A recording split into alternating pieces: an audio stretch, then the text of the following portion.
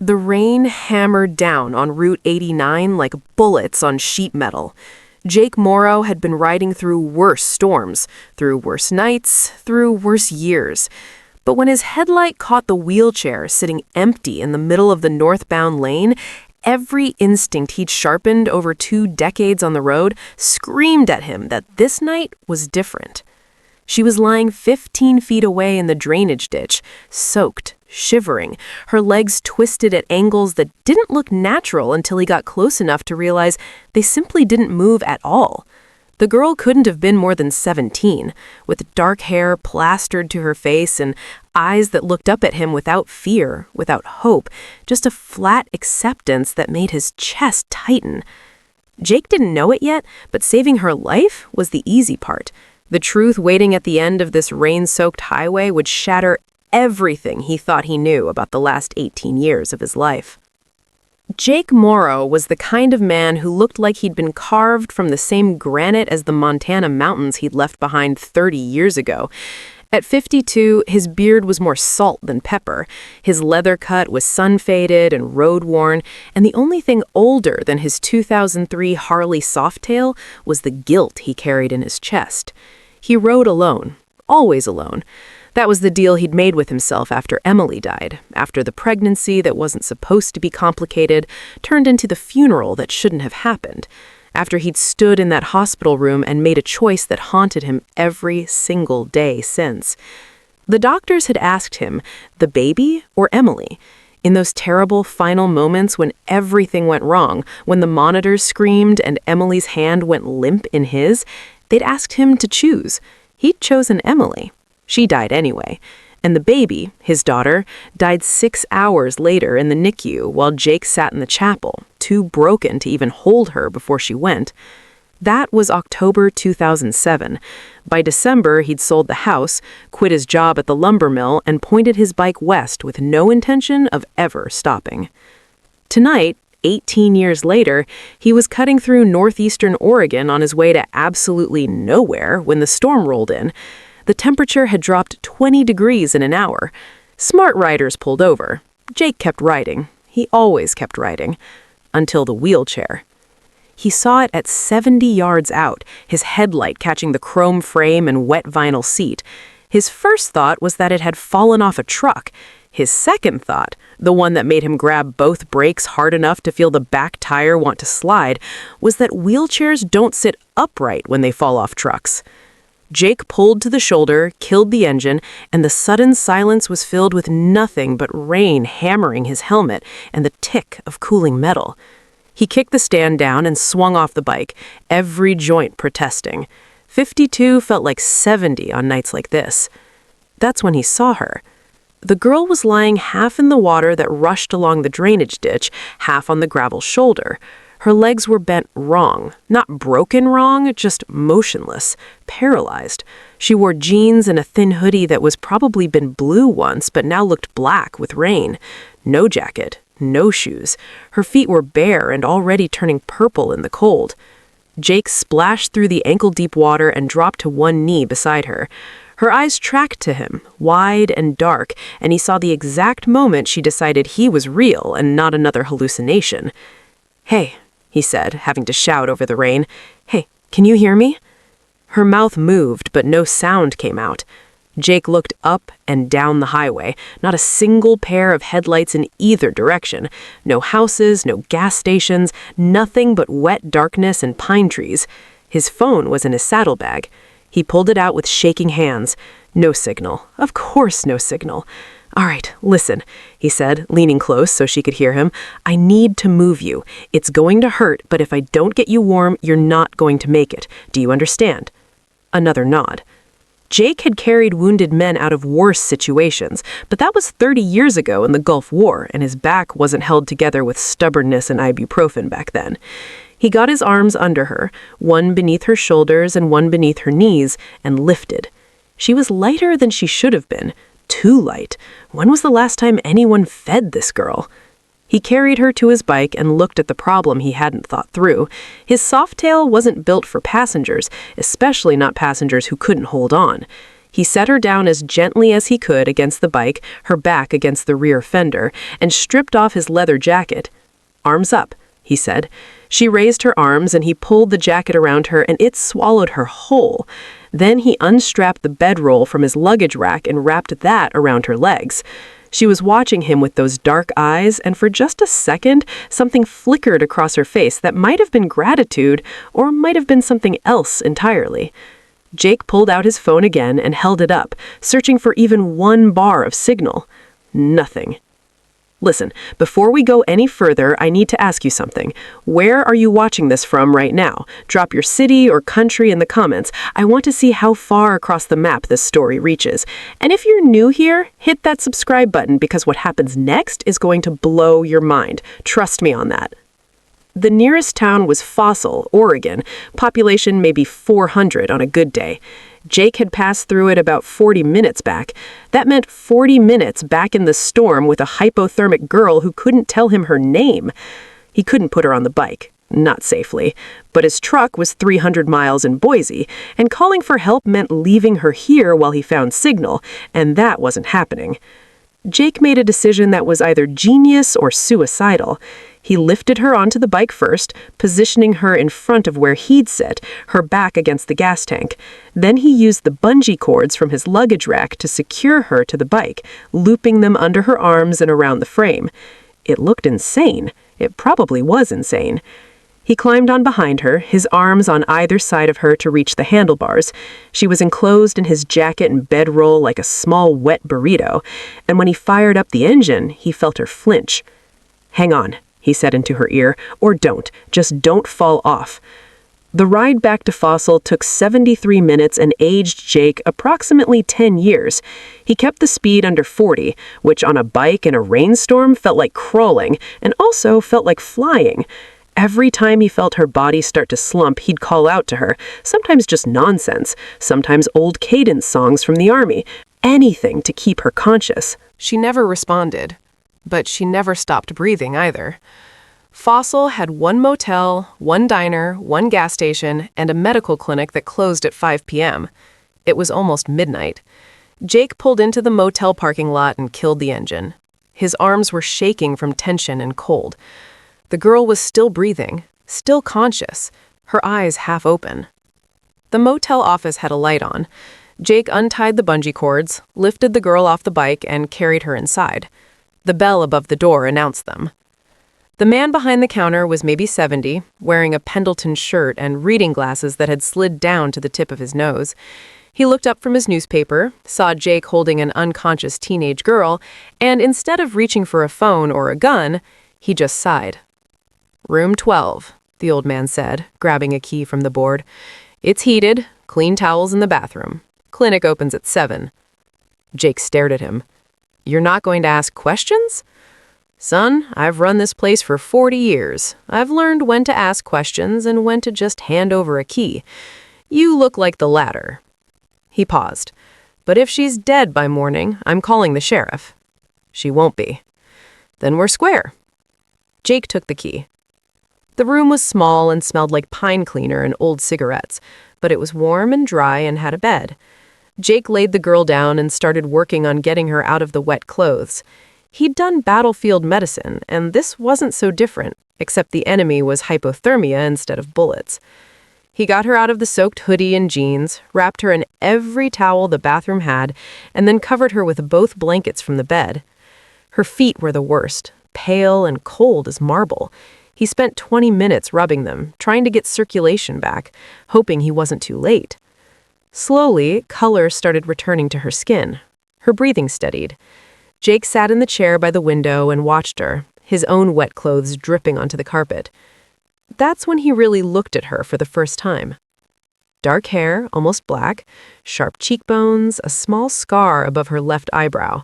She was thin, too thin, like she hadn't eaten right in months. But it was her hands that caught his attention. Her right hand was resting on top of the blanket, and on her wrist was a hospital bracelet. Jake leaned forward and read it. Sarah Chen, DOB 10/15/2007. October 15th, 2007. His daughter's birthday. The coincidence hit him like a punch. He sat back in the chair and tried to breathe around the sudden tightness in his chest. Same birthday.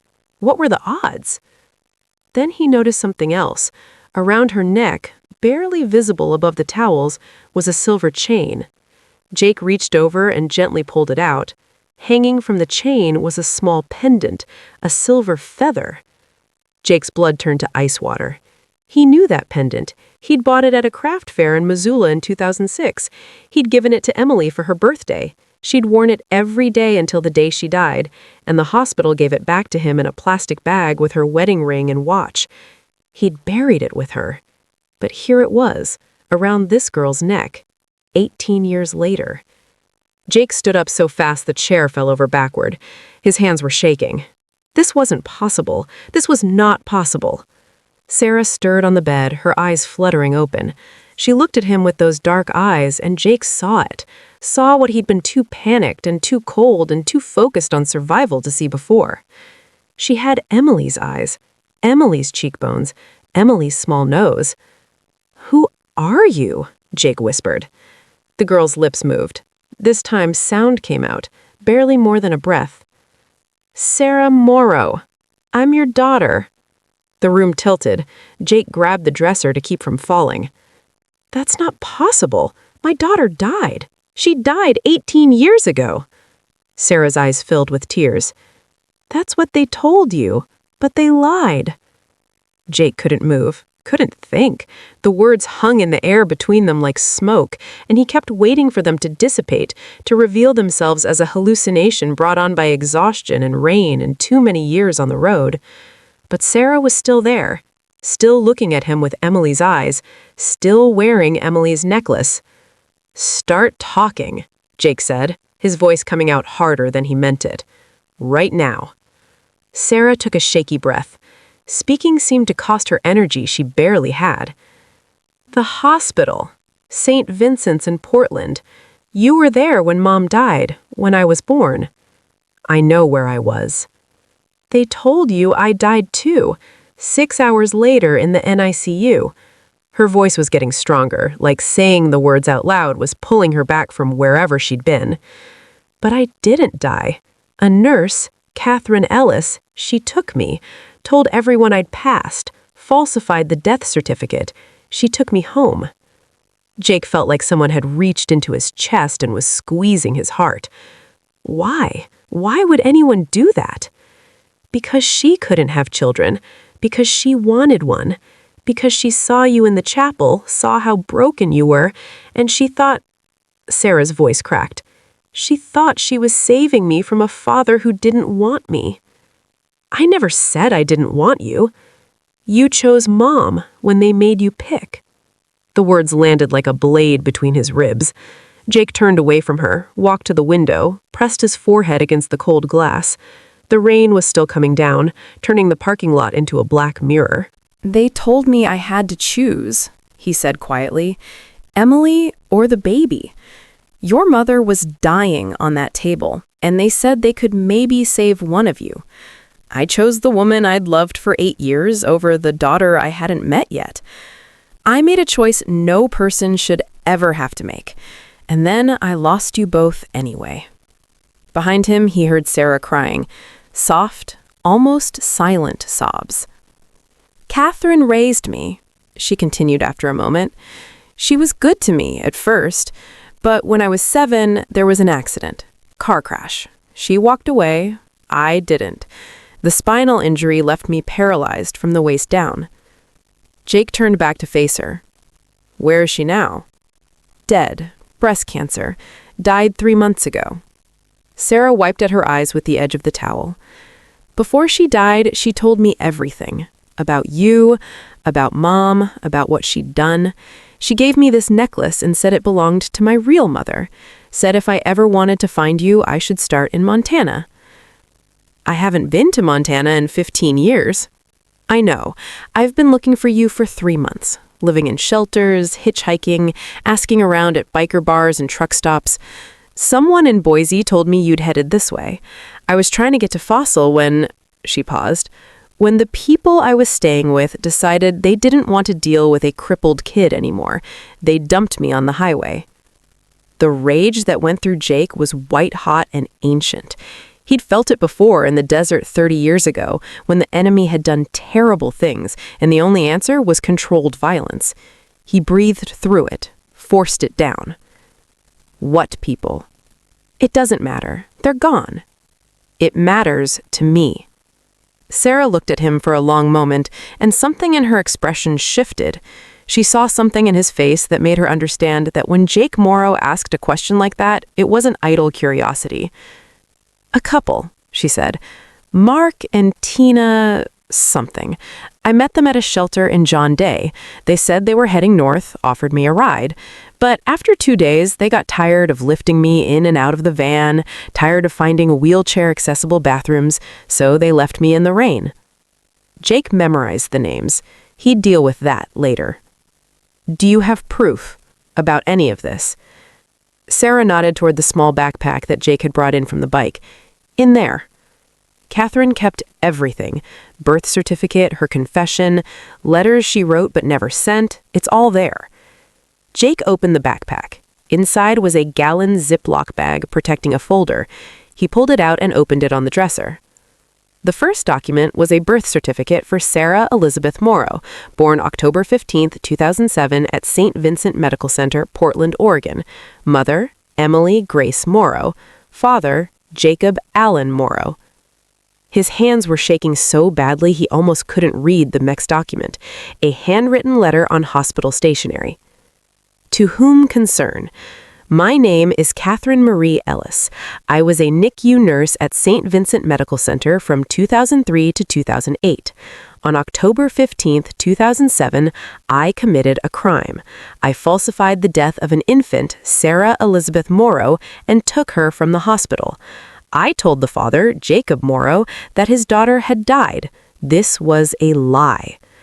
I raised Sarah as my own daughter under the name Sarah Chen. I told her I adopted her from China. When she was old enough to ask questions, I continued lying.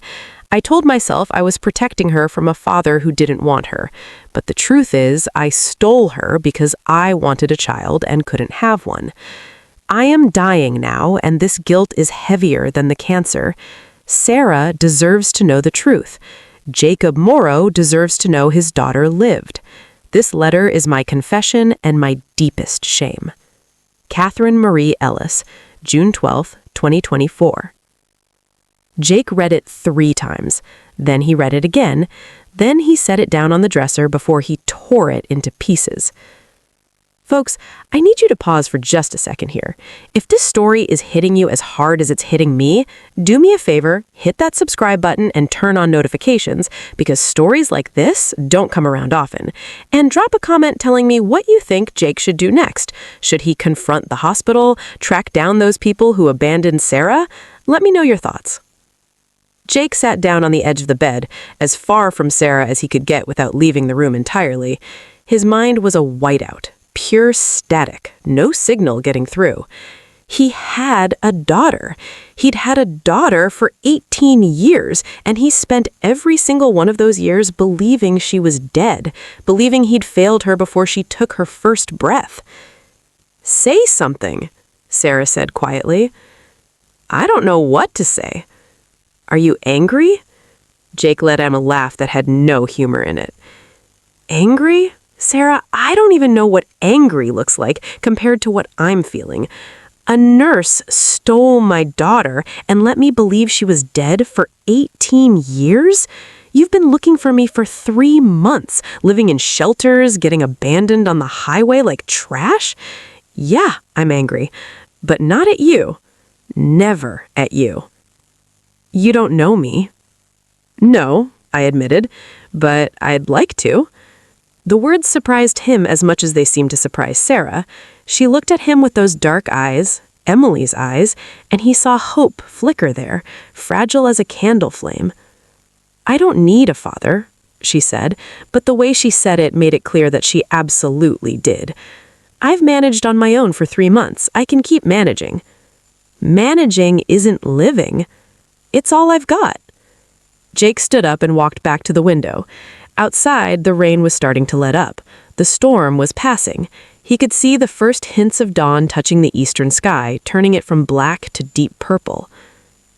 When I lost your mother, I made a promise to myself. I promised I'd never let anyone get close enough to hurt me like that again. I sold everything, bought the bike, and I've been riding ever since. Never stayed anywhere longer than a few days, never made friends, never made connections, just me and the road. Sounds lonely. It is, but lonely doesn't hurt the way loss hurts. Is that really living, though? Jake turned to look at her. This girl, his daughter, who'd been paralyzed at 7 and orphaned at 18 and abandoned on a highway in the rain, was asking him if his life was really living. The irony wasn't lost on him. No, he admitted, it's not. So what are you going to do?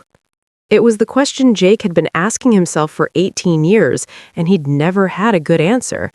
What was he going to do? Keep riding until the bike finally gave out, or he did? Keep running from a ghost he could never outrun? Or maybe, just maybe, stop running. I'm going to take you to the clinic when it opens, Jake said.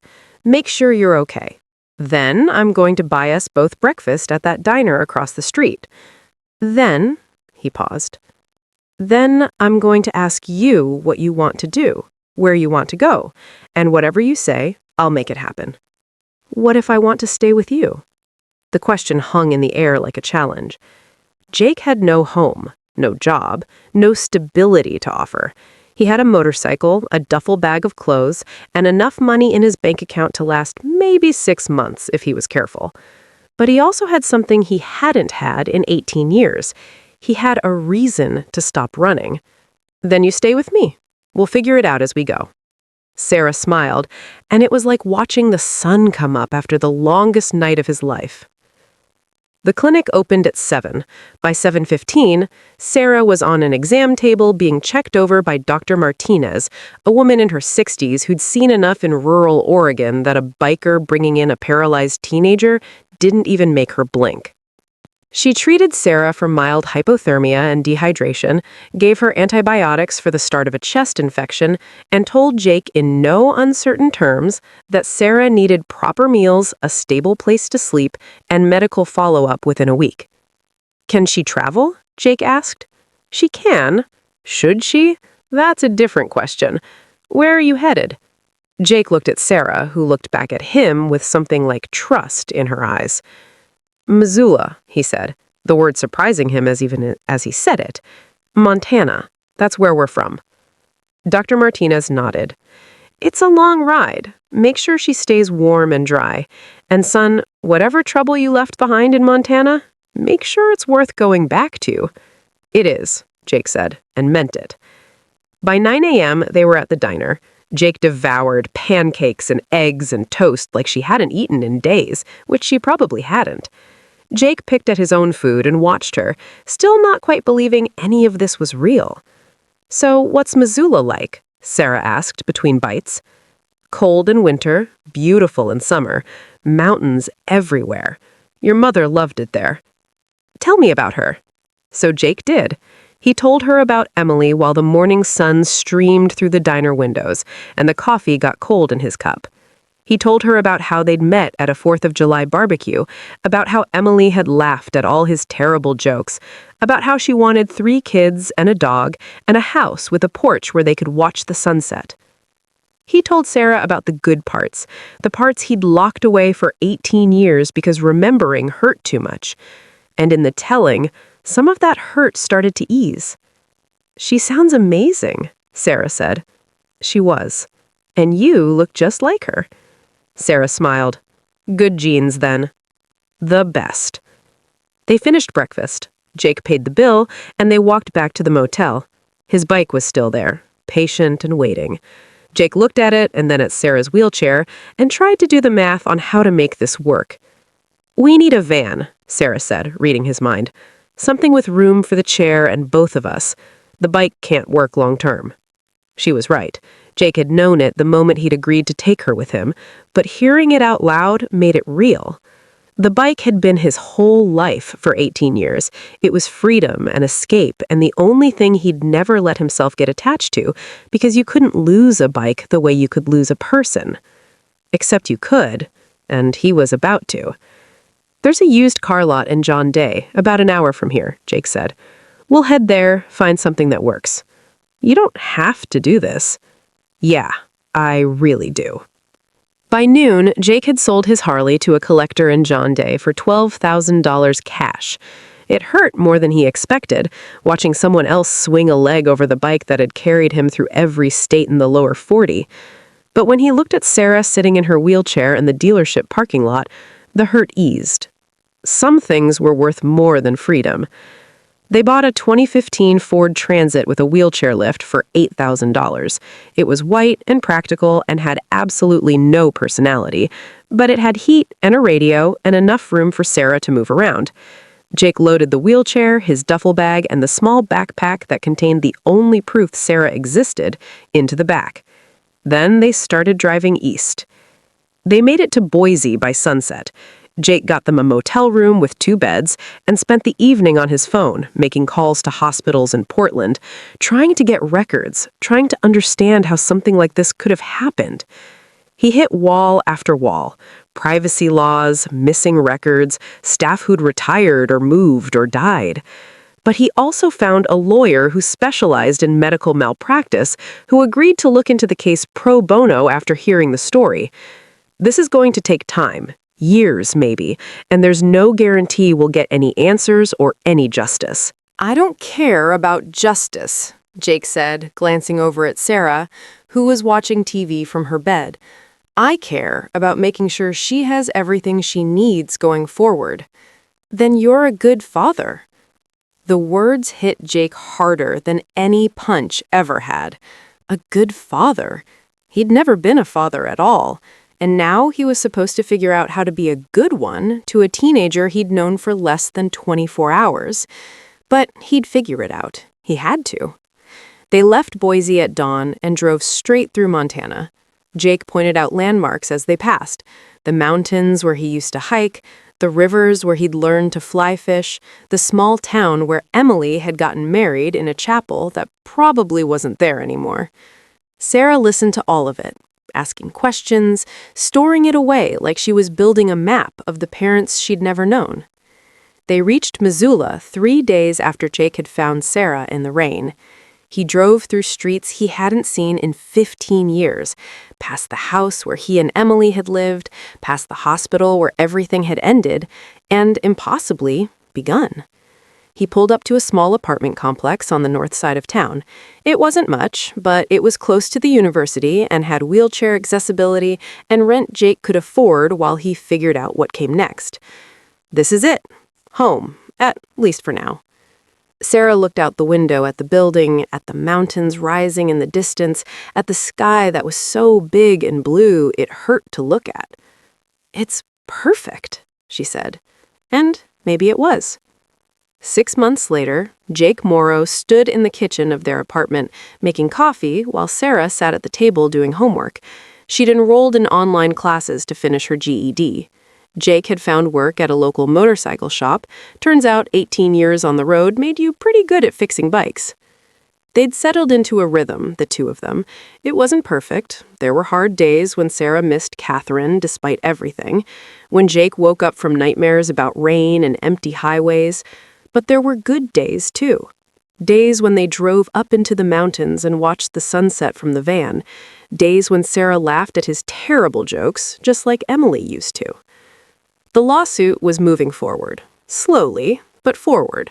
Jake had also tracked down Mark and Tina, the couple who'd abandoned Sarah, and made sure the local police knew exactly what they'd done.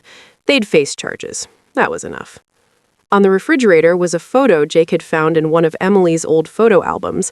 Emily, at 7 months pregnant, smiling at the camera, one hand on her belly. Next to it was a new photo, one Jake had taken last week. Sarah, in her wheelchair, same smile, same hope in her eyes. Past and present, side by side. "Dad," Sarah called from the table, "can you help me with this math problem?"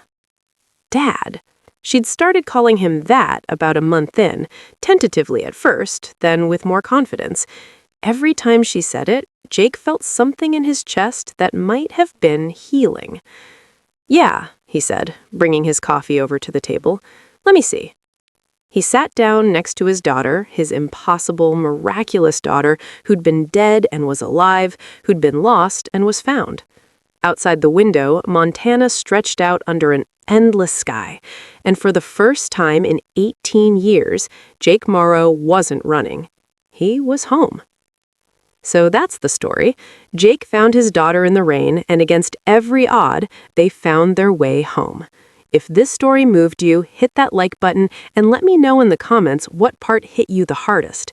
And if you've got your own story about family, about second chances, about finding what you thought was lost forever, share it below. I read every single comment. Thanks for riding with me on this one. Until next time, keep the rubber side down and the stories coming.